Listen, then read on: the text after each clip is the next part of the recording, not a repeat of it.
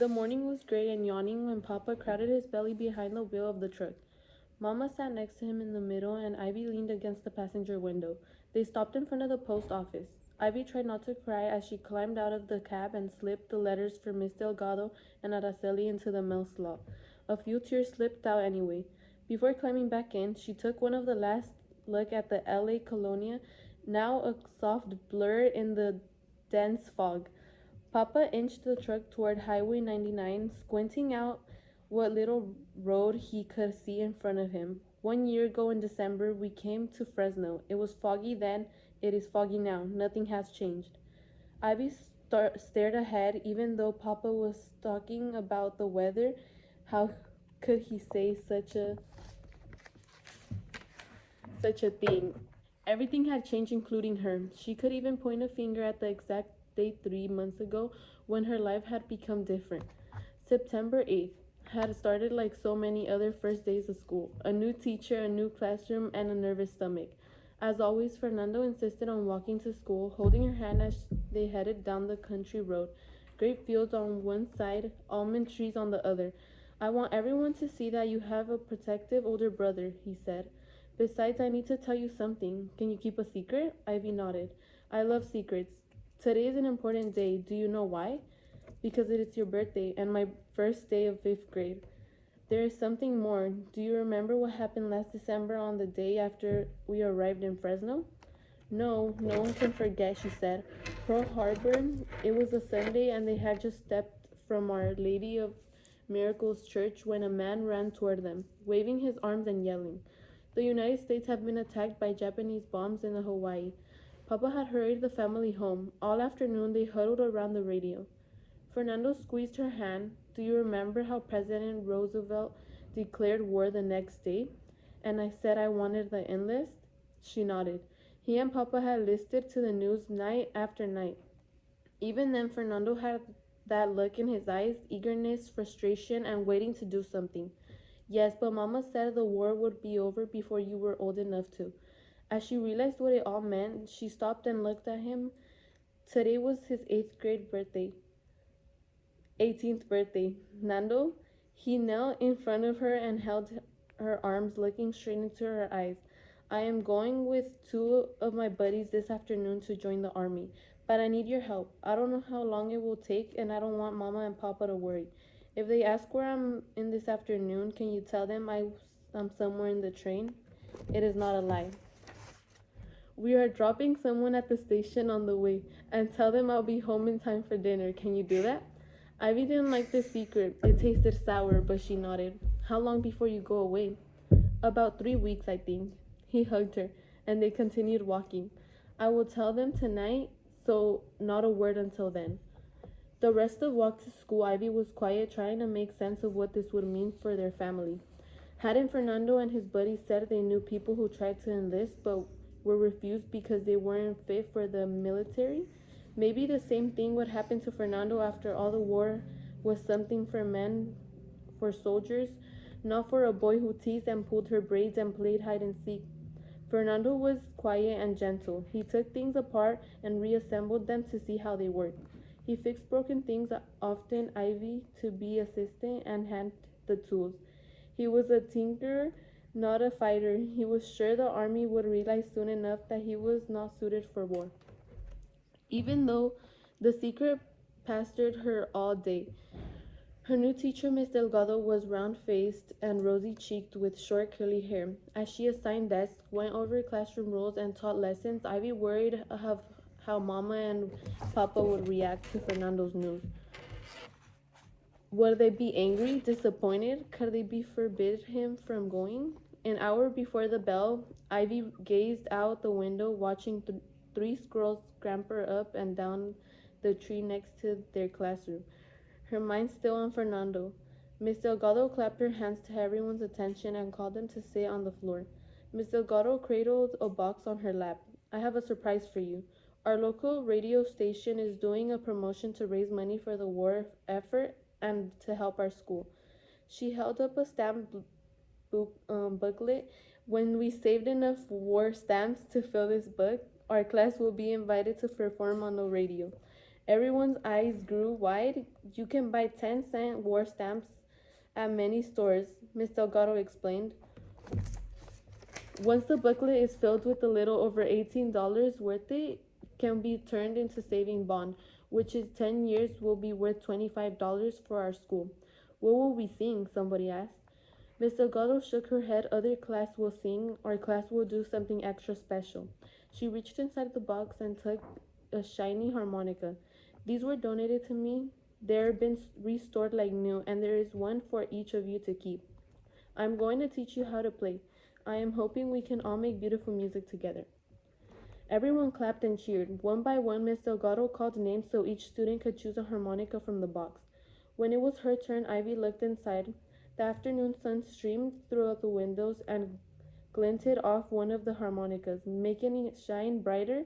The intricate carvings on the cover plate looked more distinct than others, more deeply carved and somehow fancier. Ivy wrapped her finger around it. Returning to her seat, she exclaimed the harmonica and traced her finger over the tiny red M painted on the edge. Did the other harmonicas have letters on them? Had the person who owned this before her name had started with the M?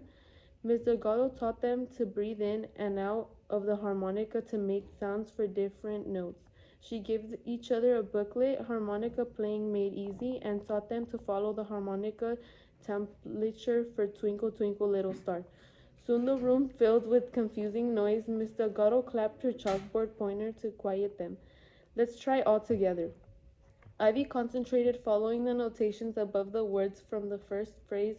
Her harmonica sang above the others, up above the world so high, clear and resonant, the tune haunting and silky like a diamond in the sky. She closed her eyes and felt herself float in the blackness night among shimmering crystals. One by one, each child stopped playing to listen, until Ivy was the only one making music. She opened her eyes. When she realized the entire class was staring at her, she stopped. Ivy, do you play any musical instruments? Asked Miss Delgado. She shook her head, embarrassed. That was lovely. You have a gift and a real talent for music. I imagine you could learn almost any instrument you've tried. Ivy felt her cheeks blush with pride. Miss Delgado turned to the class. I want everyone to practice at home and start saving your pennies for the war stamps. But Ivy could only hear the earlier words playing over in her mind. You have a gift, a real talent for music. Miss Delgado might not have known it, but she had planted a seed that wouldn't stop growing. Mama had a talent for sewing and gardening. Papa had a talent for irrigation and supervising. Fernando had a talent for knowing how things worked and fixing them. Now Ivy had one too. Had it been inside of her all along, just waiting to be discovered? After school, she was grateful she had the harmonica to show Mama and Papa, and the radio program and stamped books to discuss to keep her mind off of Fernando's secret while Mama prepared her birthday dinner. When at last he came home, he seemed to have grown taller, and he announced, I enlisted in the army. I want to protect our country against Germany and Italy and Japan. It is my duty as an American. Papa had clapped for him on the back, looking proud and resigned. Mama wept. Even after Fernando hugged and reassured her, she couldn't stop, so he asked Ivy to play the song she'd learned on the harmonica to lighten up the mood. Again, the warm, pure sound seemed to startle all of them. It had even stopped Mama's tears. For the next 3 weeks, Fernando begged for songs every night. Please, Ivy, I'll pay a penny for a concert and I won't pull your braids. Ivy was so happy to oblige, surprising even herself with how quickly she learned. She hardly needed to look at the booklet. At every spare moment she practiced, the more she played, the more the harmonica seemed to fill with her bravado and a worthiness she'd never felt before. Those were happy evenings filled with sweet memories, all of them around the dinner table, Fernando reveling in the music and singing along, Mama and Papa lingering with their coffee, laughing and sometimes clapping and singing too, all of them clinging to their togetherness. The night before Fernando and his two friends left for basic training, he bought Ivy the jacket. You can wear it until I return. But Nando, it is 18 degrees outside. He draped it over her shoulders. You'll thank me in the winter when you are freezing to be the bone. Remember what you do when it's cold and your blankets slip off the night? She nodded. I always call for you, and you will always get up from your bed and put the blankets back on me. Well, I won't be around to do that anymore, so I have to keep you warm with my jacket. If you wear it into the bed, it can slip off, she giggled. I might wear it, but not to bed. Fernando put an arm around her. Regardless, I want you to know that I'm still looking out for you and keeping you warm and safe even from afar away. The weight of his leaving settled on them. Who will fix things while you're gone? She asked. You will have to be the one fixing things now. Ivy, when I'm gone, you need to be a good little soldier for Mama and Papa. But I don't know how to fix things. I don't have tools. There are other ways to fix things when a way of your family is going to be a little broken, but I'm counting on you to hold it together. You're smart, keep going, doing well in school. It will be one of the less things Mama and Papa have to worry about with me away at the war. You're talented, you do have a gift. You saw how your harmonica playing brought joy to us these past few weeks. Keep playing more than ever. Mama and Papa are going to need a little joy in their lives. You're caring, and Mama and Papa are going to need that kind of support too, especially if my letters are slow to arrive or if something happens to me. So you see, you don't have the tools. You'll do that for me, yes? Fix things while I'm gone and hold on to our family together. He held out his little finger for her and to seal the promise. She locked her little finger with this, but is going to happen to you, right? Not if I can help it. Fernando opened his other hand and offered her a penny. One more song before I leave? She took the penny, put it in the zippered pocket of the jacket, and began to tune the lyrics. Over hill, over dale, as we hit the dusty trail, and those caissons go rolling along. In her mind, she saw a dark forest where Fernando ran through briars and brambles, lonely, afraid, struggling to find a way out. A menacing shadow crept after him.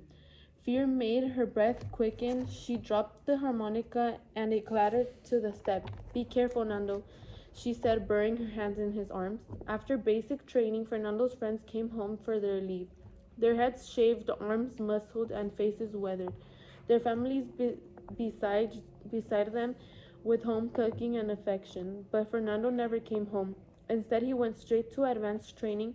The army thought him perfectly suited for a war. After all, Ivy and her family learned to live like so many others, letters to letter. Her class had filled the stamp book and was invited to perform at the Collegiate Family Hour. Together they would play Auld Lang Syne after they were being Solo America the Beautiful. When Miss Delgado chose Ivy for the solo, she had cried from excitement of it all and immediately wrote to Fernando to tell him. For over 3 hours, the truck crawled on the Highway 99 behind the hazy red tailings of the cars in the front of them, the fog still a thick soup. Papa downshifted the gears and the monitor ground as the truck began to slow grade up the mountain. How much longer? Asked Ivy. Another few hours. First we must go over the ridge and throughout Los Angeles. We'll stop soon to stretch. The truck climbed, the fog thinned, and the world brightened. In one magical instant, as if someone had snatched a gray veil from their heads, a blue sky startled them, and the noses of mountains jutted forward, radiant and dewy in the glare of the sun. Papa was right about one thing. The weather was better.